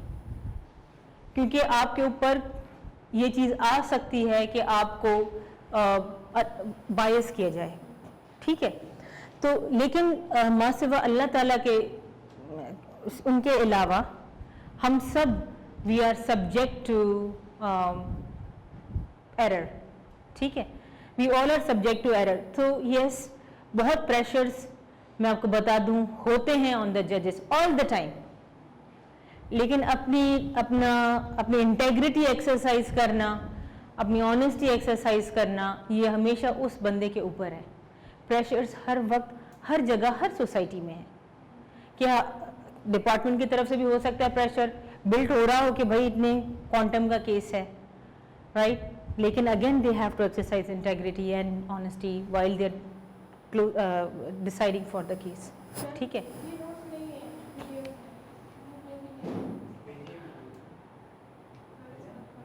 अगर वर्ड फाइल देखी अच्छा किसने मोहसिन अगर आपने ग्रुप पे भेजे हैं ये नोट्स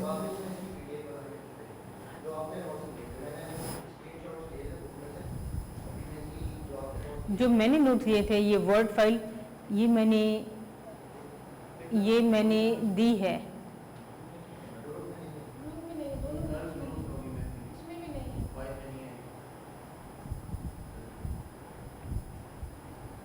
मैं जो यहाँ पे बात कर रही हूँ वो नोट्स से ज़्यादा बात कर रही हूँ you guys can make notes ठीक है so make notes while I am talking generally if दूसरी क्लासेस के अंदर I do the verbal talking and they have to understand so do that thing please, ठीक है।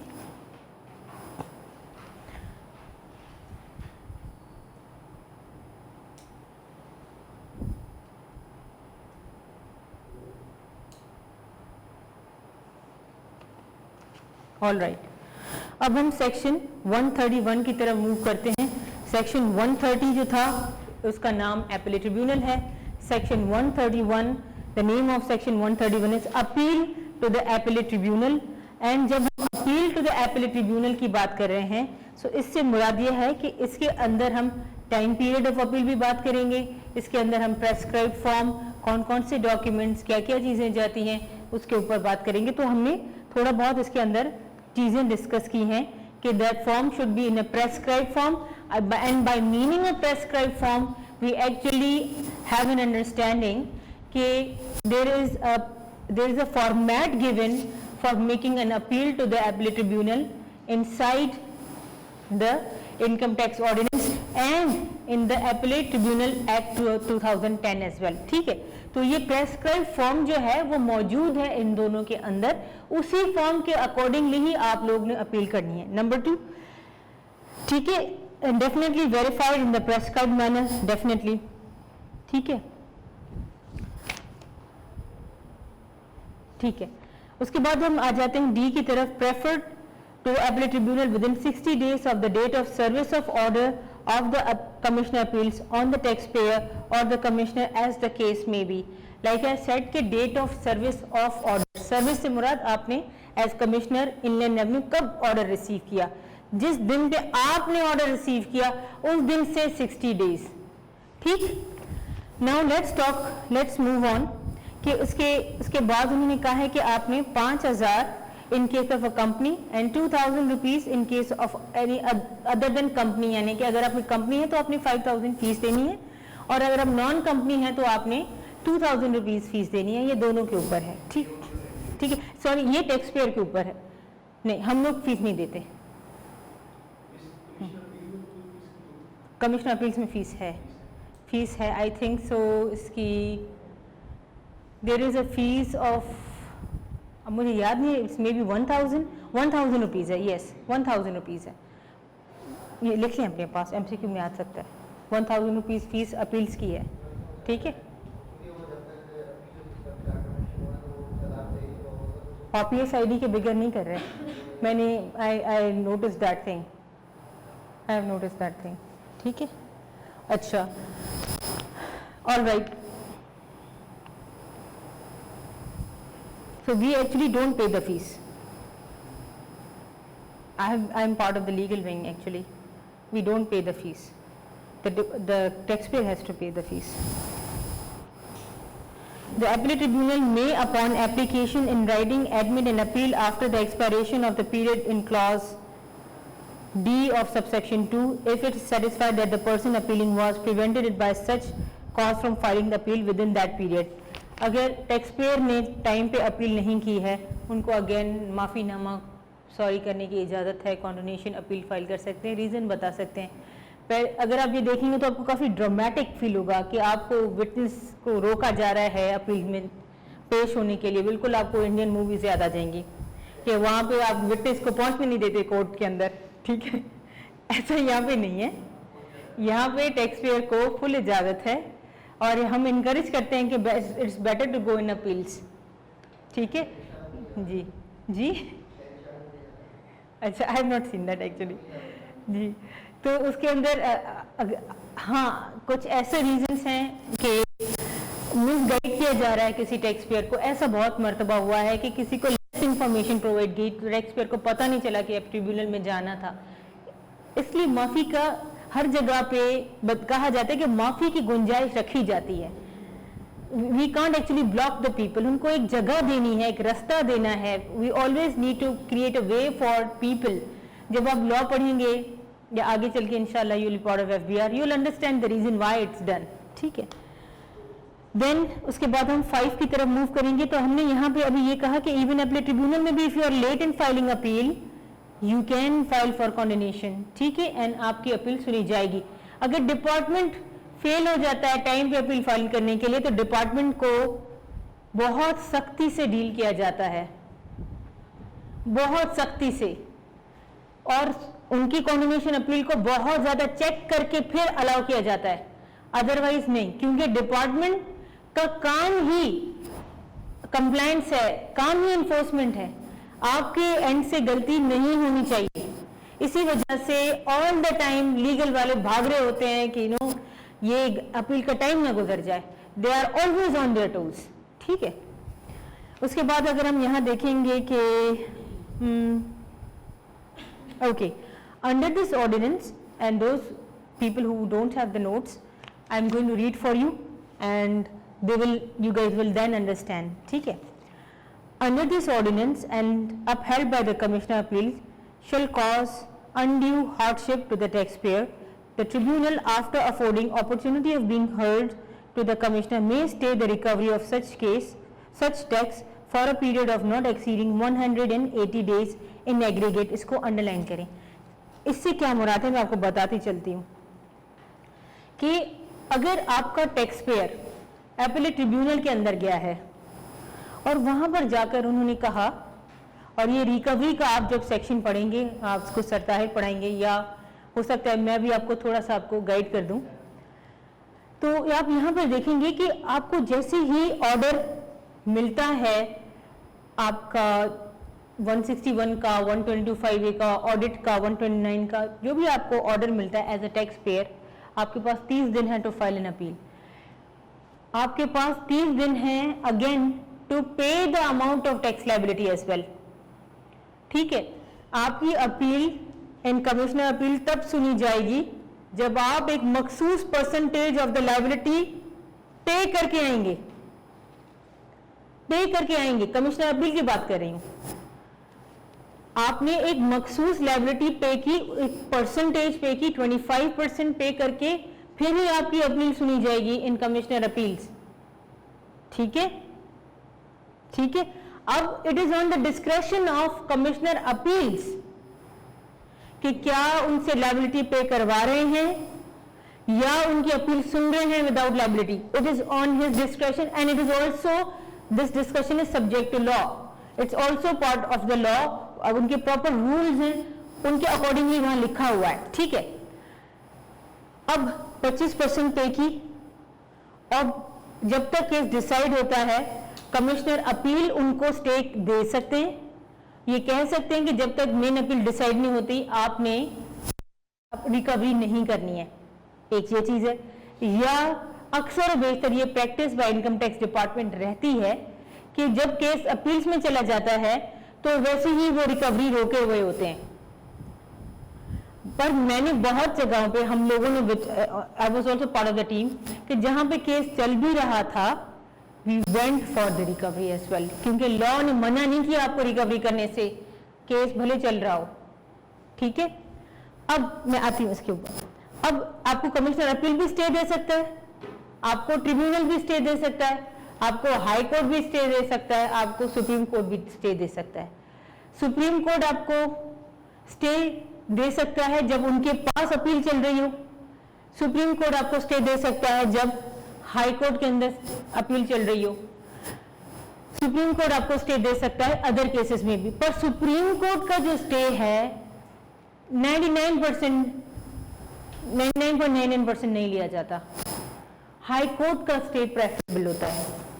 हाई कोर्ट स्टे दे सकता है आपको जब अपील उनके पास चल रही हो, हाई कोर्ट आपको स्टे दे सकता है जब अपील ट्रिब्यूनल के पास चल रही हो, हाई कोर्ट आपको स्टे दे सकता है जब अपील कमिश्नर अपील के पास चल रही हो। अब सुनिएगा, अपील ट्रिब्यूनल आपको तब स्टे दे सकता है जब उनके पास अपील चल रही हो, वो कमिश्नर अपील के अंदर घुस के उनको स्टे नहीं देंगे। क्यों नहीं देंगे?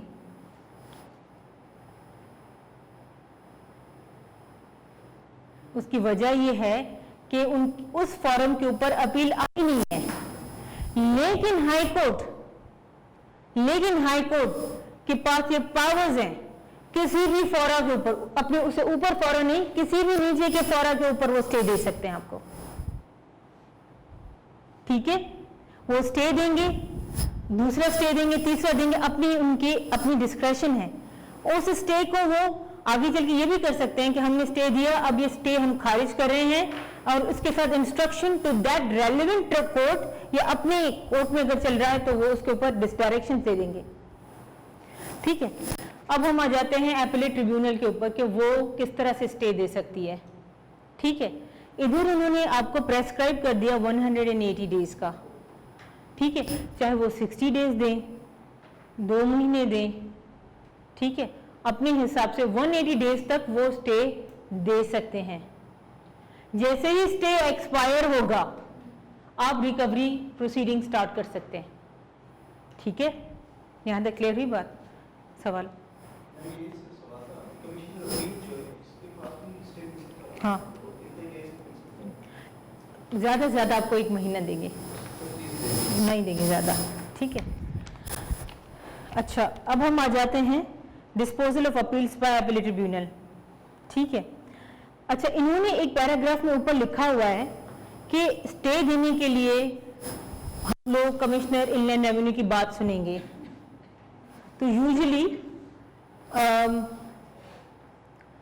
उनको सुनना चाहिए, पर ये प्रैक्टिस नहीं होती।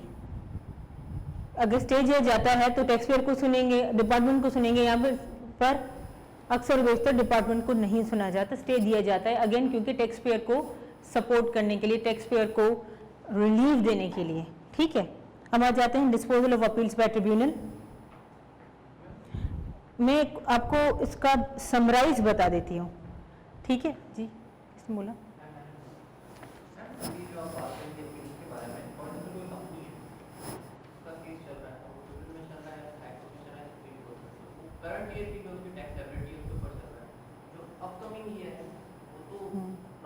जब हम लोग करंट ईयर से मुराद है तो कभी भी एग्जिस्टिंग ईयर, अभी जो फिस्कल ईयर मुकम्मल नहीं हुआ उसके ऊपर नहीं चल सकता केस।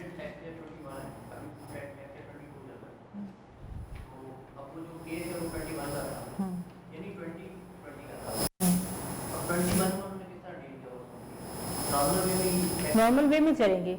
जब डिसीजन आ जाएगा तो अमेंडमेंट्स करना स्टार्ट करेंगे कि अब हमारा ये डिसीजन है। अब उनको फिर अगर अपनी प्रैक्टिसेस चेंज करनी है तो प्रैक्टिसेस चेंज करते हैं अपनी, ऐसा होता है। ठीक है, मैं यहाँ पे एक पॉइंट बताना चाहती हूँ, आपसे रेलेवेंट है, हो सकता है आपके जहन में 2-3 और सवाल आ रहे हों, वो क्लियर हो जाएं। मैं आपको ये बताना चाहती हूँ कि अपील्स और ट्रिब्यूनल के पास सिर्फ केस के facts and question of law को और फैक्ट्स को दोनों को सुना जाता है। केस में ये हुआ, फिर उन्होंने ये कहा, फिर ये लॉ हुआ, फिर वो अकाउंटिंग की चीज़ हुई, ये सारी बातें आप कमिश्नर अपील एंड ट्रिब्यूनल के ऊपर कर सकते हैं। इसीलिए डिपार्टमेंट बहुत फोकस्ड होता है ट्रिब्यूनल के पास कि यहाँ पे हम लोग केस को हारी नहीं। सुने, अब अगर आपका केस मिसाल के तौर पे आप लोग हार गए, थोड़ा उनको बता दूं, मैं भी उनको क्लियर ना, मिसाल के तौर पे आप हार गए या जीत गया, व्हाटएवर एज ए डिपार्टमेंट, अब केस चला गया हाई कोर्ट में। हाई कोर्ट में कभी भी facts of the case discuss नहीं होंगे, इंटरप्रिटेशन ऑफ लॉ ओनली। किसने क्या कहा, कौन सा विटनेस आया, किसने कुछ भी किया, XYZ, कुछ भी डिस्कस नहीं होगा, सिर्फ क्वेश्चन ऑफ लॉ की डिस्कशन होगी कि क्या ट्रिब्यूनल ने लॉ की सही इंटरप्रिटेशन की थी, दैट्स इट। इसी वजह से हाई कोर्ट के अंदर किसी का decision as such fact based नहीं होता, ओनली लीगल चीजों, प्रोसीजरल लैप्स नहीं है, टाइम पीरियड तो सही दिया था, सिर्फ प्रोसीजरल चीजों को देखेंगे एंड दैट्स इट।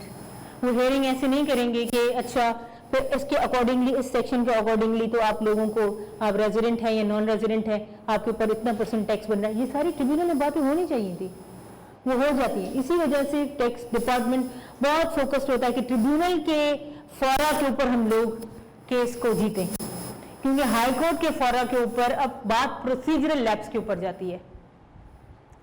हमने रिसेंटली एक केस किया था इन हाई कोर्ट, वो रिसेंटली से मुराद 2 साल पहले, ठीक है, we are still in the sub judice case, ठीक है। उसके अंदर we won, the department won at tribunal, ठीक है, एंड अल्हम्दुलिल्लाह it was, I really wanted कि हम लोग इसके अंदर प्रॉपर तरीके से हमने केस को चलाया भी, फोकस पे चाहते थे कि हम लोग बिल्कुल इसको टैक्स करे, क्योंकि वो लायबल टू बी टैक्स था, वो टैक्स पेयर, ठीक है। था से मुराद है कोई कंपनी, इंडिविजुअल, एओपी कोई भी हो सकता है, ठीक। They went to the tribunal, sorry, we won the case at tribunal. They were supposed to go to the high court, which they could not, and I had discussion, मैंने शायद किया था पहले, वो जा नहीं सके in high court, they actually missed out on the period। फिर उन्होंने हाई कोर्ट से स्टे लिया 60 दिन का, और उन्होंने अब पहले ट्रिब्यूनल के अंदर चले गए कि हमें लार्जर बेंच में सुना जाए। जो एप्लीकेशन थी उन्होंने मिसलेनियस डाली और उन्होंने कहा कि भाई एरर वाली चीज है एन एक्स वाई जेड, और वहां पे उन्होंने केस को, क्योंकि अगर अब वो जा तो नहीं सकते थे इन हाई कोर्ट, ठीक है, टाइम पीरियड सारा लैप्स कर चुके थे, तो उन्होंने ट्रिब्यूनल के अंदर गए। क्यों गए ट्रिब्यूनल के अंदर? Do you know what's the reason? क्योंकि ट्रिब्यूनल जो भी डिसीजन दे फिर हमारे पास टाइम पीरियड मिल जाए अगेन हाई कोर्ट जाने के लिए, अगेन हाई कोर्ट जाने के लिए टाइम, उसको थोड़ा रूम देना चाह रहे थे, ठीक है। जैसे ही मिसलेनियस में गए, मैंने कहा दैट्स नॉट ओके, ठीक है। अब हम वेट कर रहे थे मिसलेनियस का डिसीजन आ जाए, मिसलेनियस एप्लीकेशन फाइल की, ट्रिब्यूनल लार्जर बेंच हमारी बात सुनी और लार्जर बेंच ने अपने डिसीजन को ओवरराइड करके डिसीजन दे दिया in favour of the tax payer. ऐसा कभी नहीं होता, usually they have to focus on कि एरोनियस तो नहीं है, एक्सवाइजेड तो नहीं, क्योंकि ट्रिब्यूनल ने पहले डिसीजन दे दिया था। Then we went to the high court, हमने वहां पे क्वेश्चन ऑफ लॉ ये रखा कि वेदर और नॉट, हाँ देखिए ये इतनी जबरदस्त लेवल की आपको मैं बात बता रही हूँ, ये आपको शायद कोई नहीं बताएगा। अब हमने क्वेश्चन ऑफ लॉ ये बनाया कि वेदर और not the tax payer was, कोई पर्टिकुलर वर्ड यूज किया होगा, they are right to go in tribunal for rehearing of this appeal, whereas the next appellate forum was high court। फिर दूसरा question of law बनाया। अब ये सारे procedural lapse हैं, हमने फैक्ट्स ऑफ केस की बात ही नहीं की। फैक्ट्स ऑफ केस में तो हमें डिसीजन, अब हम जब उसको प्रोसीड करते हैं, जब अब हम हाई कोर्ट गए तो हाई कोर्ट में that's a reference that we filed. ये मैं आपको केसेस टू केस बता रही हूँ कि this is actually the thing done. मैं आपको यहाँ पे एक समरी दे दूंगी, उसके बाद जी मैं फिनिश करना चाह रही हूँ, कोई बात नहीं है, आपको समझ में आ जाएगा, मैं सवाल पूछ सब समझ में आ जाएगा, ठीक है। Now I will give you a summary of how वहां पे क्या क्या एपेलेट ट्रिब्यूनल के अंदर डिसीजन आ सकता है। नंबर 1, आपके केस को अफर्म किया जा सकता है, and what do we mean by affirm? Confirm, ठीक है। आपके केस को अनल भी किया जा सकता है, ठीक है, मॉडिफाई भी किया जा सकता है, ठीक है। इसके अंदर आपने जो टैक्स लायबिलिटी क्रिएट की है उसको वो एपेलेट ट्रिब्यूनल टैक्स पेयर के लिए बढ़ा नहीं सकते। अगर आपने 10 लाख की है तो वो 20 लाख नहीं कर सकते, टैक्स लायबिलिटी को वो कभी नहीं बढ़ाएंगे, याद रखिएगा, फॉर द टैक्स पेयर। दूसरी चीज, or decrease the amount of any refund unless the taxpayer has given a reasonable opportunity of showing cause against such increase or decrease as the case may be। देखिए वो refund को भी नहीं छेड़ेंगे, उसको भी कुछ नहीं करेंगे। अक्सर जब आपकी लायबिलिटी स्टैब्लिश हो जाती है तो आपके पिछले रिफंड्स को चेक किया जाता है, ठीक है, आपकी पिछली लायबिलिटीज को भी चेक किया जाता है कि क्या इनके रिफंड तो नहीं, उसके अगेंस्ट सेट ऑफ करें, सेटिंग ऑफ होती है, ठीक है। तो वो भी रिफंड को आगे पीछे नहीं करेंगे, वो इंक्रीज भी नहीं करेंगे डिमांड को, ठीक है। हाँ, वो remand the case to the commissioner और commissioner appeal for making such inquiry और taking such action as the tribunal में डायरेक्ट। रिमांड बैक करेंगे, एनल करेंगे, मॉडिफाई करेंगे, पर वो लायबिलिटी को इंक्रीज नहीं करेंगे, रिफंड को भी नहीं छेड़ेंगे, and so on and so forth, ठीक। अब आ गया केस आपके फेवर या अगेंस्ट, जिसके भी फेवर या अगेंस्ट में आया केस, अब आप 90 डेज के अंदर you will go to high court, ठीक है। और हाई कोर्ट को मैंने इतना डिस्कस कर लिया है ऑलरेडी, आई थिंक सो आप लोगों को मुश्किल नहीं होगी, ठीक है। अब मैं यहाँ पे एक और बात बताना चाहूं कि 90 डेज के अंदर you have to go to file a reference in high court, reference in high court, ठीक। आपने रेफरेंस के लिए 90 डेज थे, उसमें आपने हाई कोर्ट में कर ली, उसके लिए प्रेस्क्राइब फॉर्म क्या होगा, ATIR का ऑर्डर, CIR का ऑर्डर, प्रेस्क्राइब फॉर्म, DCIR का ऑर्डर। अब कमिश्नर अपील ने क्या ऑर्डर दिया था, ATIR ने क्या ऑर्डर दिया था, DCIR, पहले स्टार्ट कैसे होगा, DCIR का ऑर्डर यानी असिस्टेंट कमिश्नर का ऑर्डर, फिर कमिश्नर अपील का ऑर्डर, फिर अपील ट्रिब्यूनल का ऑर्डर। ठीक है, आपके ग्राउंड्स एंड आपके स्टेटमेंट ऑफ फैक्ट्स एंड आपका question of law and prescribe form उसी तरह से जब ट्रिब्यूनल में होता है। लेकिन इसमें आप अपने पास जो एडवोकेट हायर करेंगे that will be from FBR, panel of advocates only. जी, पैनल ऑफ एडवोकेट्स को ही आप लोग हायर करेंगे, नॉट मोर एनीथिंग एल्स। ठीक है, यहाँ तक क्लियर है। अब आपने पैनल ऑफ एडवोकेट को हायर किया तो हाई कोर्ट के अंदर एडवोकेट ऑन रिकॉर्ड अलग होगा एंड हाई कोर्ट का रिप्रेजेंटेटिव एडवोकेट अलग, यानी 2 एडवोकेट आप हायर करते हैं, 2 एडवोकेट आप हायर करते हैं। यूजुअली एक ही लीगल लॉ का होता है। ठीक, अब अगर आपका डिसीजन आ गया हाई कोर्ट से, अब बहुत इंपॉर्टेंट बात कर रही हूं मैं, हाई कोर्ट से आपका डिसीजन आया है, आपके पास सुनिएगा, अपनी पुरानी नॉलेज को थोड़ा रिव्यू कीजिएगा। 60 डेज हैं, 60 डेज हैं, सुनिएगा, 60 डेज हैं to file a civil petition leave to appeal.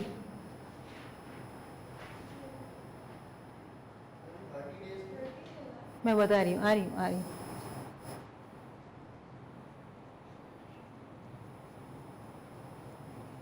ठीक है, ये CPLA आप फाइल करेंगे कि हम क्या अपील कर सकते हैं, नहीं कर सकते, यानी अपील करने के लिए इजाजत के लिए आपकी हियरिंग करेंगे कि क्या आपकी अपील इतनी स्ट्रॉन्ग है कि हम उसको सुने, डिसाइड तो अलग की बात है। ठीक है, तो civil petition leave to appeal CPLA आप 60 डेज में करेंगे। अब सुनिएगा, आपने जैसे ही हाई कोर्ट का ऑर्डर रिसीव किया, आपने बोर्ड को 30 डेज देने हैं। You have to give 30 days to board कि वहां का लीगल विंग आपके साथ बैठ के केस तैयार करी। 30 days फॉर द बोर्ड लिखिए अपने पास, 30 days फॉर द बोर्ड। नहीं, सुनिए, रेफरेंस आया हमारे पास, वापस आ गया हमारे पास, नोटिफाई भी हो गए बोर्ड वाले। अब हमने डिसाइड किया, DCIR सबको बुलाया जल्दी से, क्योंकि हमें 30 डेज तो बोर्ड को देने। तो हम जैसे हमने रिसीव किया, विद इन 3-4 दिन हम लोग डिसाइड कर लेंगे कि हमें बोर्ड को CPLA के लिए आगाह करना है नहीं करना। हम पूरे डॉक्यूमेंट प्रिपरेशन करके विद इन अ वीक भेज देंगे बोर्ड के पास। अब बोर्ड 30 डेज लेगा आपने, ठीक है, बोर्ड 30 डेज लेगा, अप्रूवल देगा, yes you should file CPLA और नॉट।